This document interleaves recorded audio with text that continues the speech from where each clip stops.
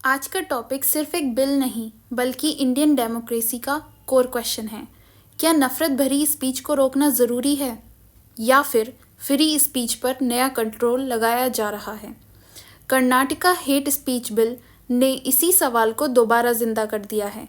इस वीडियो में हम कवर करेंगे बिल का background, exact legal provisions, government versus opposition, article 19 का detailed analysis, supreme court case laws, possible future impacts. And तक देखिए क्योंकि ये सिर्फ कर्नाटका की बात तो नहीं है। Background and need of this bill.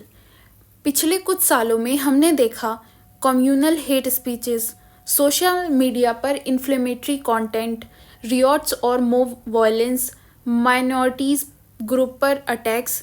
Government का कहना है एग्जिस्टिंग लॉज जैसे आईपीसी या आईटी एक्ट हेट क्राइम्स को एड्रेस करने में सफिशिएंट नहीं है। इस गैप को फिल करने के लिए कर्नाटका गवर्नमेंट ने hate speech and hate crime prevention bill propose किया। इस बिल के कुछ इम्पॉर्टेंट फीचर्स हैं। Number 1, protected categories. Bill religion, caste, language, gender, sexual orientation, disability जैसे ग्राउंड्स को प्रोटेक्ट करता है। What is hate speech? ऐसी स्पीच जो हेट्रेड प्रमोट करे, वायलेंस या डिस्क्रिमिनेशन को इंसाइट करे, किसी कम्युनिटी को पब्लिक हेट्रेड का टारगेट बनाए। और इसके पनिशमेंट्स हैं इम्प्रिजनमेंट, फाइन, रिपीट ऑफेंस पर स्ट्रिक्टर पनिशमेंट, कॉग्निजेबल नेचर पर पुलिस डायरेक्टली एक्शन ले सकती है। यहीं से कंट्रोवर्सी स्टार्ट होती है।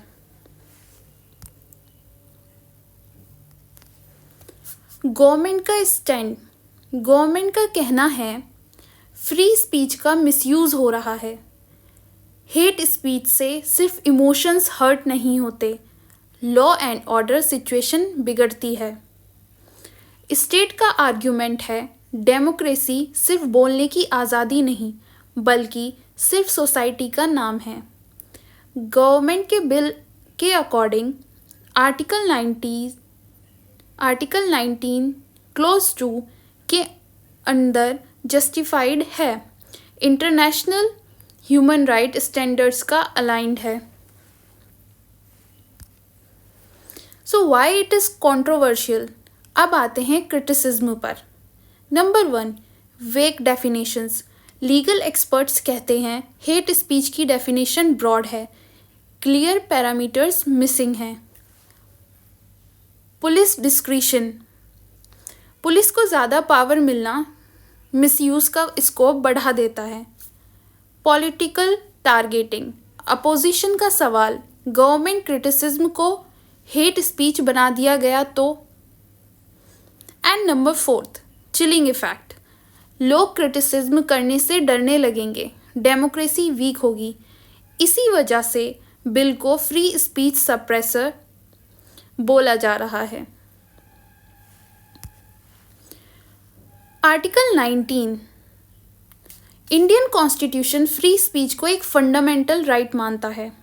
Article 19 clause 1 sub clause A speech और एक्सप्रेशन की फ्रीडम देता है, लेकिन ये फ्रीडम एब्सोल्यूट नहीं है।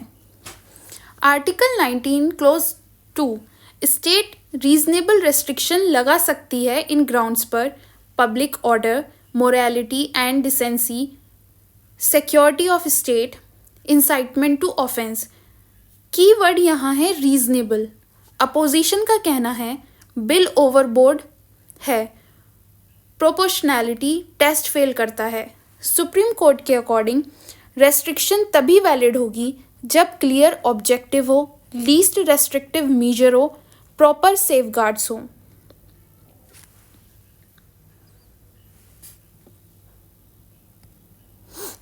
सुप्रीम कोर्ट्स के जजमेंट्स। अब बात करते हैं लैंडमार्क केसेस की। श्रेया सिंघल केस। इस केस में कोर्ट ने हेल्ड किया आईटी एक्ट सेक्शन 66A को स्ट्राइक डाउन किया क्योंकि लो वेग था। Amish Devgan versus union of India 2020। Hate speech वही है जो वायलेंस या हेट्रेड को इंसाइट करे। केदारनाथ सिंह, स्पीच पनिशेबल तभी होगी जब पब्लिक डिसऑर्डर का टेंडेंसी हो। क्वेश्चन ये है, क्या कर्नाटका बिल इन गाइडलाइंस पर खरा उतरता है? अगर बिल बिना सेफगार्ड्स के पास होता है तो फ्री स्पीच पर चिलिंग इफेक्ट आएगा, अपोजिशन और एक्टिविस्ट पर प्रेशर पड़ेगा, कोर्ट्स पर लिटिगेशन का बर्डन होगा। अगर प्रॉपरली अमेंडेड होता है तब हेट क्राइम्स कम हो सकते हैं, वल्नरेबल कम्युनिटीज़ को प्रोटेक्शन मिलेगा। इसलिए बैलेंस बहुत ज़रूरी है। तो इसका कंक्लूजन ये है, हेट स्पीच को कंट्रोल करना ज़रूरी है, लेकिन फ्री स्पीच डेमोक्रेसी की जान है। लॉ क्लियर, नैरो और प्रोपोर्शनेट होना चाहिए। सुप्रीम कोर्ट का रोल यहाँ डिसाइसिव होगा। ये बिल सिर्फ कर्नाटका का नहीं, इंडिया के फ्री स्पीच फ्यूचर का टेस्ट केस भी है। आप क्या सोचते हो, रीजनेबल रेस्ट्रिक्शन या अनकॉन्स्टिट्यूशनल कंट्रोल? कमेंट में अपनी राय ज़रूर लिखिए। वीडियो पसंद आए तो लाइक, शेयर एंड सब्सक्राइब ज़रूर करें।